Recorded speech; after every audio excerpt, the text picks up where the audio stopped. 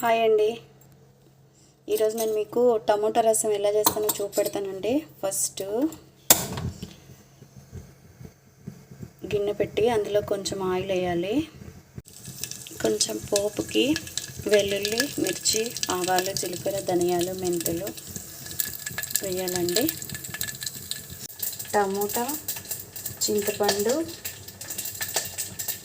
Salt, పసుపు, కొంచెం మిరియాల పొడి వేసానండి. వీటిని ఆ పోపులో వేసి రసంలో కొంచెం ఇంగ వేసానండి.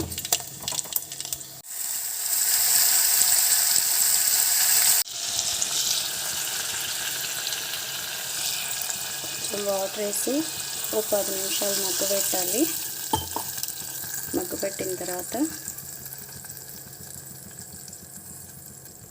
ఉడుకుతుందండి. దీన్ని ఎనిపేసి రెడీ చేసుకున్నాము. రసం ఇంకా వేయండి. దీంట్లో కొంచెం రసం పొడి వేస్తున్నానండి. చూడండి, క్వాంటిటీ మన ఇష్టం. మేము కొంచెం రసం స్పైసీగానే తింటామండి. కాసేపు స్టవ్ రసం రెడీ అయిందండి. దీంట్లో కొంచెం కొత్తిమీర వేసేసుకొని ఆపేసుకుంటే కాసేపు ఉన్న తర్వాత సర్వింగ్కి రెడీ.